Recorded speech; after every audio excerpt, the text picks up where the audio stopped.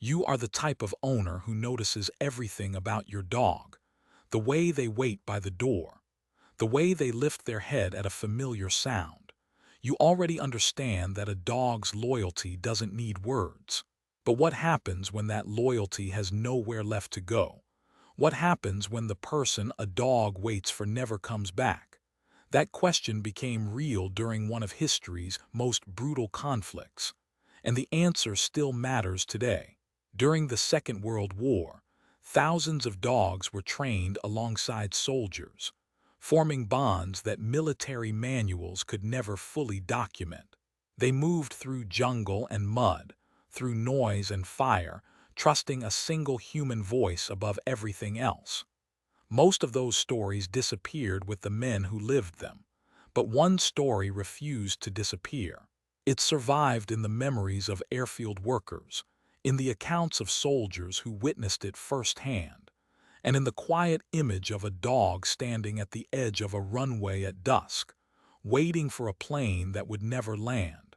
The bond between a working dog and its handler is not something that builds gradually. It happens fast, forged under conditions that would fracture most human relationships. Shared rations, shared trenches, shared fear. By the time a handler and dog completed basic field training together, they functioned less like two individuals and more like a single unit with two heartbeats. Handlers described it in letters home, not as affection, exactly, more like certainty. The dog always knew where they were. The dog always knew when something was wrong before any human in the unit did. And the dog never, not once, chose anything over its handler. That kind of trust is hard to explain to someone who hasn't experienced it. But every dog owner watching this already knows the feeling. You walk in the door, and your dog acts like you returned from a war, even if you only went to get the mail. Now imagine that response multiplied by months of shared danger.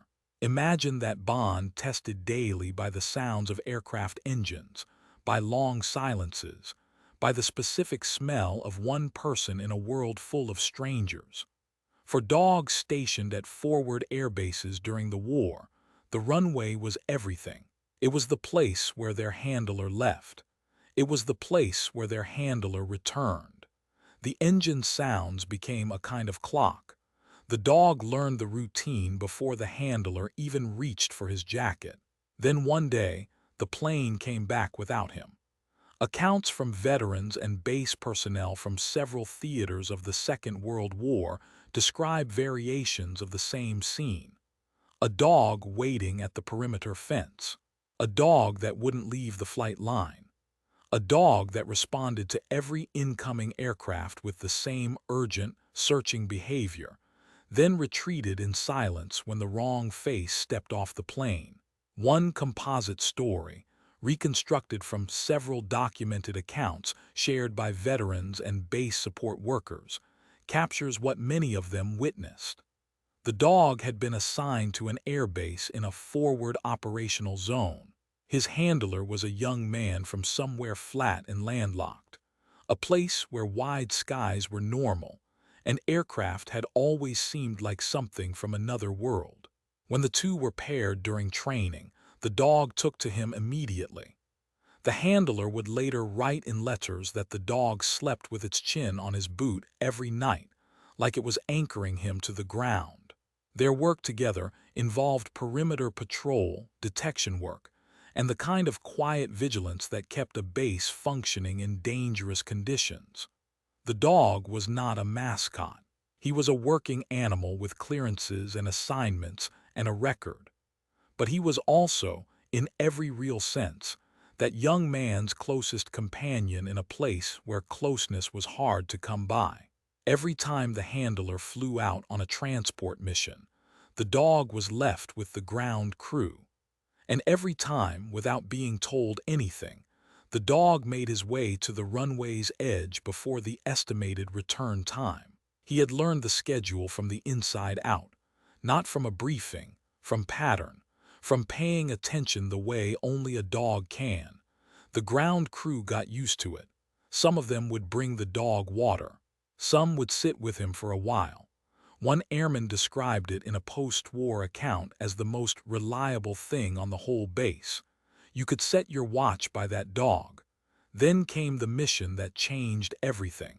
The details of what happened to the handler are the kind that were deliberately kept vague in official records, partly to protect the families, partly because the full picture never came together cleanly. What the people on that base knew was this: the aircraft did not return on schedule. Then it returned late with fewer people aboard, and the young handler was not among them. No one told the dog. No one knew how to. The dog was at the runway's edge at the usual time. The ground crew watched him scan every face as the crew disembarked. He moved along the fence. He circled back. He waited until the engines went cold and the last man walked away, then sat down at the edge of the tarmac and stayed there until dark. The next evening, he was back. This is the part of the story that stays with people. Not the mission, not the loss, but the returning. Night after night, the dog came back to the same stretch of runway at the same time and waited. He ate when food was brought to him. He slept in the barracks when the weather was too severe. But every dusk he was there. The ground crew tried to explain it to new arrivals without making it sound sentimental, because nothing about that base was supposed to be sentimental. They'd say something like, "He's waiting for his man." Then they'd go quiet, because that was really all there was to say. Months passed. Some of the men who served on that base later said those evening vigils changed something in them. Not in a dramatic conversion story kind of way, more quietly than that. They started paying attention differently. To small loyalties. To the things a person or an animal does when no one is watching, when there's no reward coming, when the waiting itself has become the whole point. One veteran, interviewed decades later, said he thought about that dog every time someone told him loyalty was conditional. He said the dog didn't know it was being loyal. The dog was just doing the only thing that made sense to him. He was going to the place where his person came back, and he was going to keep going there until it worked. That distinction matters. Human loyalty is often a choice we make consciously, sometimes with effort, sometimes against our own interests. We weigh it. We maintain it. We occasionally fail at it and then feel the failure. A dog's loyalty doesn't work that way. It isn't a decision. It's orientation. It's the way a compass points north, not because it decided to, but because that's what it does. The dog on that runway wasn't choosing to wait. He was incapable of choosing otherwise. His whole internal world was organized around one person. And that organization didn't dissolve just because the person was gone. That's either the most beautiful thing in nature or the most heartbreaking, depending on the day you are having. For the men on that base, it was usually both at once. As the weeks turned to months, the dog became an unofficial part of the base's identity. New personnel were told about him before they arrived. Some people wrote about him in letters home. Not to make a point, just because they'd seen it and they needed to tell someone. There is something about witnessing unwavering fidelity in the middle of a war that recalibrates a person. Everywhere around these men was evidence that things end, that connections break, that nothing holds. Then there was this dog at the end of the runway, holding on to something that was already gone. The base eventually transitioned. Operations moved. Personnel rotated out. The physical structure of the airfield shifted over time, the way everything in wartime does, pragmatically, without ceremony. Before the dog could be left behind, several of the ground crew made sure he was transferred with the unit. It wasn't in any official order. They just did it. They put him in a transport vehicle and they brought him along, because leaving him there felt like a second abandonment, and they had watched enough of those already. At the new location, the dog settled eventually. He was older by then, slower, with the kind of calm that comes not from peace, but from having outlasted the sharpest part of grief. He still looked toward the sky when engines sounded. He still lifted his head with that same focused attention. But the urgent searching had softened into something more like memory. The men who were with him in those final years described the same thing in different words. He seemed like he was keeping something safe inside him, like the waiting had become a form of holding on. Like as long as he kept going to the edge of wherever he was, the thing he was waiting for was still, in some way, possible. This is the part of the story where most people expect a resolution. A discovery, maybe. A letter found in an archive. A name finally confirmed. The kind of ending that ties the thread back to the beginning. But the real ending is quieter than that. The dog lived out the rest of the war in the care of the men who had watched him wait. He died, in the accounts that survive, among people who knew what he meant, who had sat with him on those evenings and understood that they were in the presence of something that didn't need explaining. His handler's name is not recoverable with certainty from composite accounts like this one. That's not a failure of research. It's a reflection of how many stories from that war were never formally documented. How many bonds between soldiers and their dogs existed in the margins of official records, filed under miscellaneous, or simply never filed at all. What survives is the shape of the story: a dog and a handler, a mission, an absence, a runway at dusk, visited every evening with complete and unwavering devotion.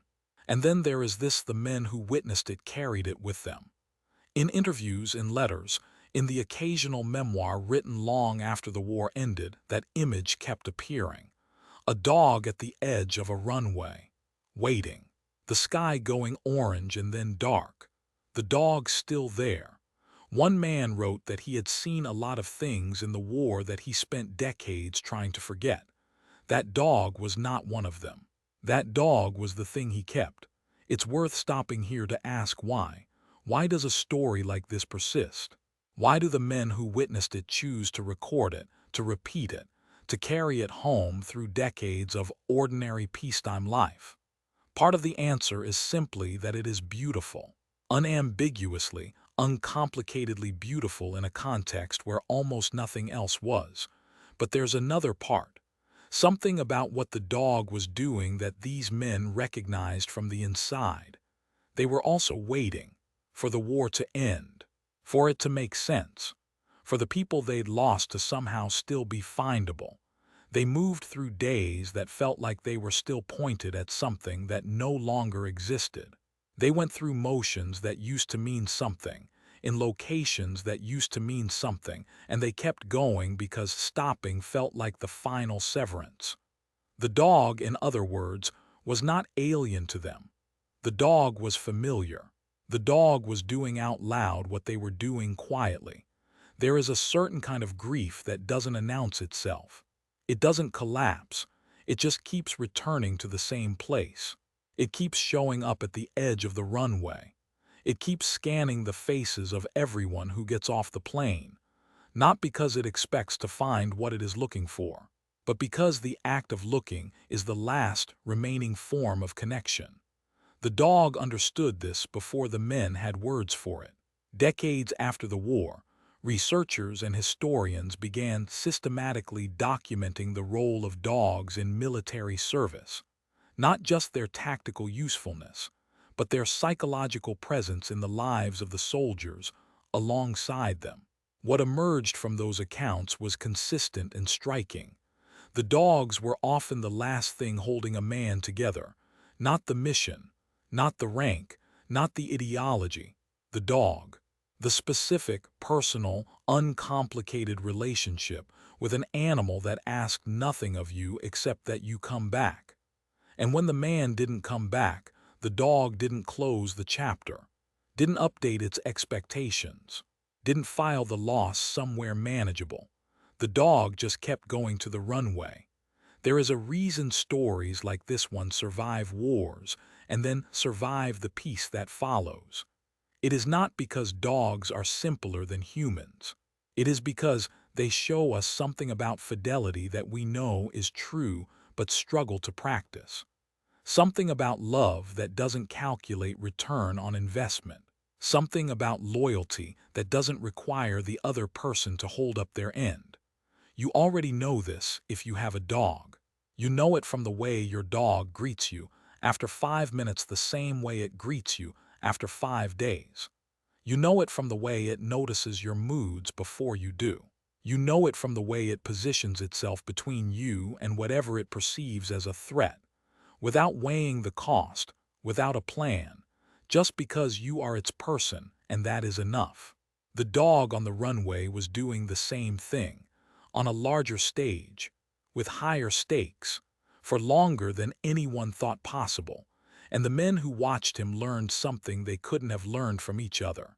They learned that loyalty, real loyalty, is not contingent on reciprocity. It does not require witnesses. It does not require reward. It does not even require hope. It just requires showing up, evening after evening, at the edge of the thing that mattered most, and waiting, not because the outcome is certain, but because the waiting itself is the truest expression of everything you are. That is what the dog taught them. And that is why, 70-some years later, someone sitting in a quiet room somewhere is still telling this story. Because it is true in a way that goes deeper than facts. Because it describes something about devotion that most humans aspire to and rarely achieve.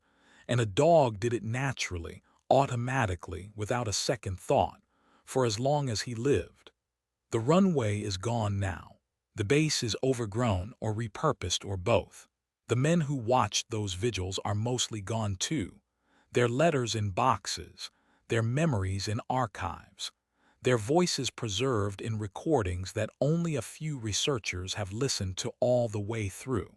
But in those recordings, again and again, unprompted, men who survived one of history's most catastrophic conflicts choose to describe a dog standing at the edge of a runway at dusk. They describe it quietly.